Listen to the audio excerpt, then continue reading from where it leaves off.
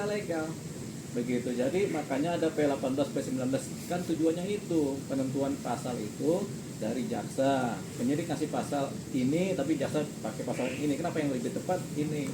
Pasal yang ini. Kenapa begitu? Supaya nanti pas di proses hukum di persidangan tidak terjadi salah dalam penerapan hukum. Penerapan hukum apa? Penerapan hukum pasal-pasal yang dikenakan, yang dituduhkan itu tadi. Jadi itu wajar sekali terjadi. Jadi kalau ada yang keberatan kok tadinya pasal A jadi pasal B, berarti dia belum paham tentang apa, tentang prosedur hukum, tentang proses hukum. Kita ambil contoh begini, ada kasus dugaannya pembunuhan berencana, gitu kan? Pihak penyidik menaruh pasal pembunuhan berencana 340 misalnya kan.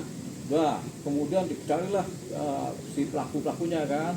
Si A jadikan tersangka pembunuhan berencana.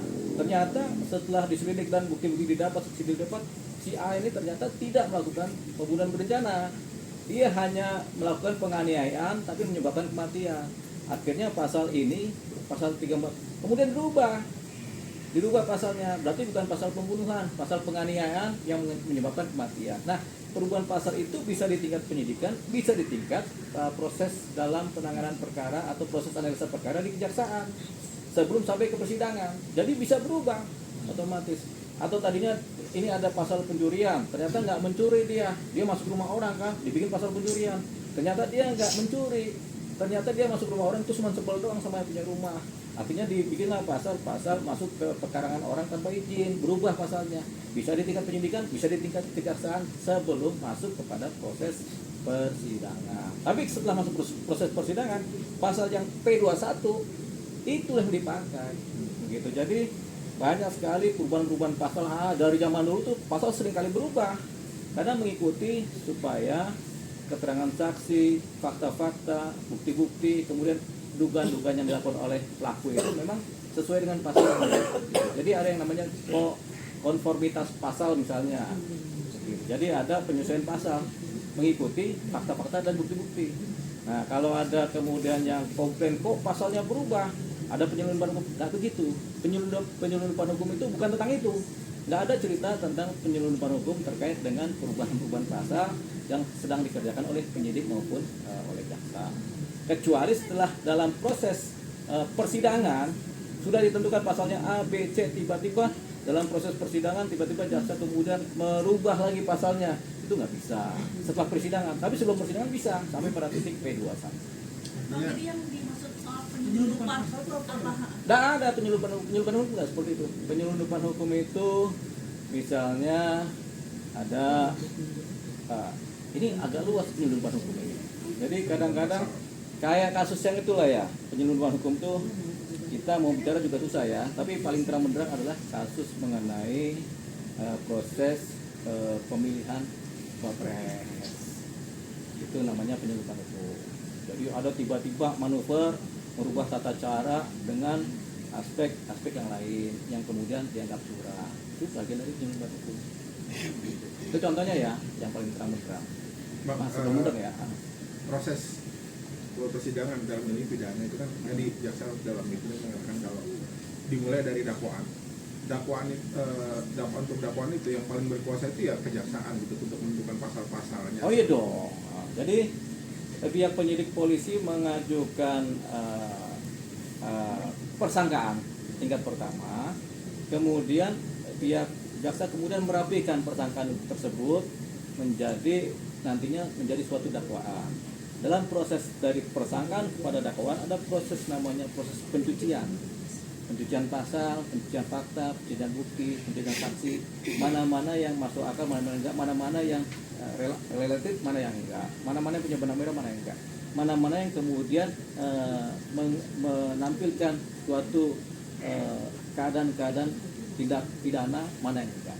Jadi begitu. Jadi proses namanya pencucian. Jadi dicuci dulu sampai kemudian dari persangkaan, persangkanya ini dicuci menjadi kemudian bersih, baru masuk kepada posisi pendakwaan. Ketika pendakwaan berarti kan berkas P21.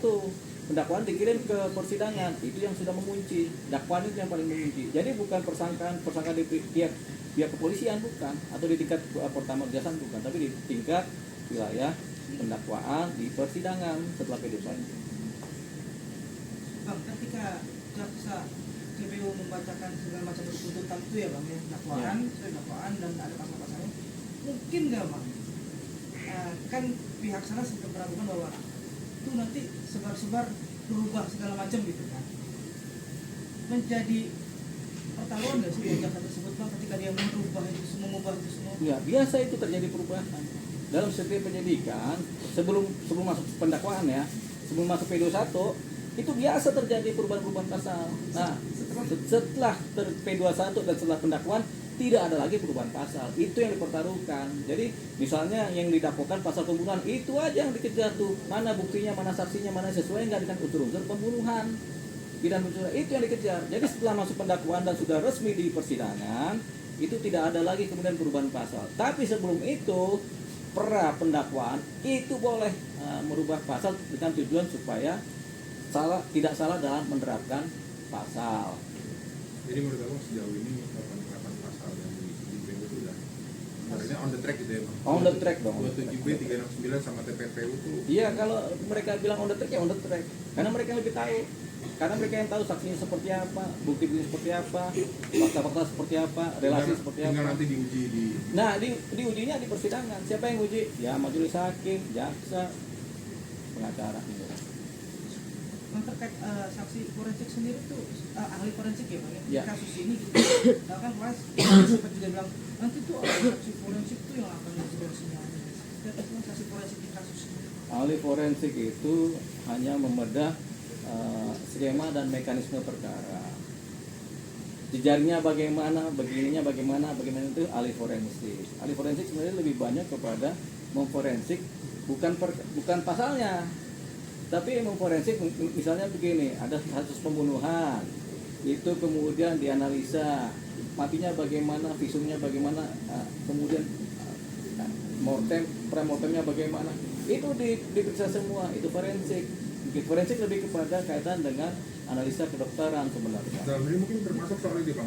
Kalau Buktinya beda dalam bentuk pasal, WhatsApp segala dalam macam bentuk itu bisa nggak? kayak gitu kan. Iya bisa forensik. Tapi ada kalian khusus WhatsApp seperti apa, kemudian sebenarnya ada ahli-ahlinya, ada ahli komputer, ada ahli handphone, itu nggak serta-merta ahli forensik aja. Cuman sekarang ini ahli forensik seringkali melibatkan diri dalam konteks membedah bukti-bukti, barang-barang bukti forensik. Digital forensik. Digital forensik bisa.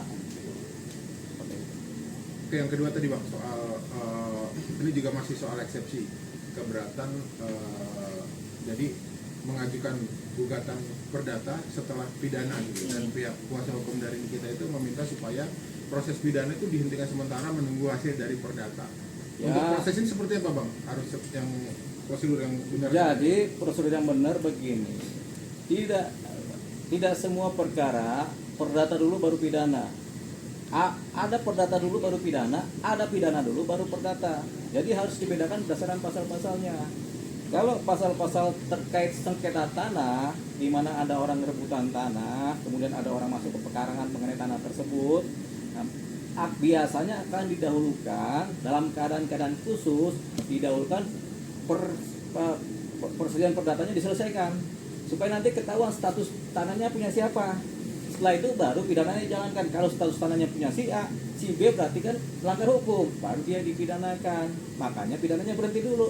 Itu hanya pada kasus-kasus sengketa tanah atau kasus-kasus transaksi-transaksi korporat begitu. Tapi kalau kasus-kasus pemerasan nggak ada kaitannya sama perdata sama pemerasan.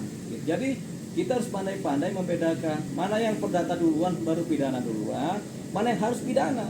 Kasus pembunuhan kan pidana duluan, perdatanya nanti begitu. Jadi ini juga terkait dengan kualifikasi seorang pengacara mengerti ini. Makin lama kita paham, belajar ilmu hukum, makin paham kita bahwasanya tidak semua kalau ada perdata dan pidana terkait, perdata duluan tidak semua. Cuman pasal-pasal tertentu, terutama yang terkait dengan persoalan tanah. Kalau kasus-kasus pembunuhan, pencurian, pemerasan, penipuan, ya mereka jalan duluan, pencurian mereka jalan duluan, perdatanya persetan begitu.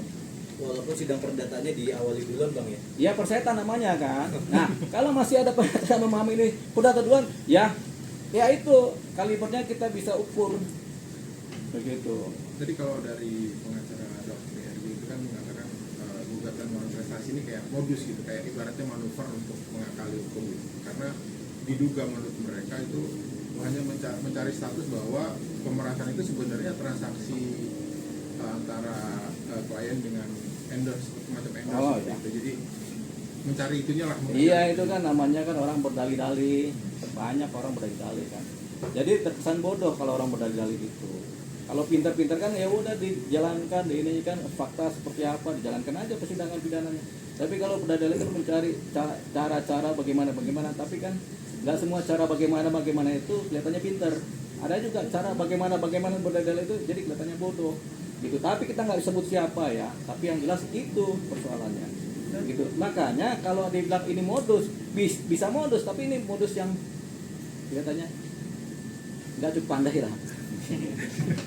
Tapi nggak mungkin ya bang, dalam sebuah perkara kasus pidana perdata melawan prestasi ini bisa menghentikan kasus pidana. Kan itu kita bilang hanya kasus-kasus yang terkait dengan sengketa tanah di mana perlu didahulukan status kepemilikannya baru pidananya jalan. Itu hanya sengketa tanah. Gugur nggak mungkin ya bang? Apanya? Gugur yang pidana nggak mungkin ya? Karena kan Kalau kasus pemerasan nggak ada gugur, kasus pembunuhan nggak ada gugur. Mau ada perdata seperti setinggi langit juga, kasus pembunuhan tetap ada pembunuhan, kasus pemerasan tetap ada pemerasan. Jadi nggak ada gugur. Itu makanya kita dibilang modus juga nggak terlalu modus karena nggak terlalu pandai dalam bermodus kan. Jadi ini sebenarnya ya begitulah.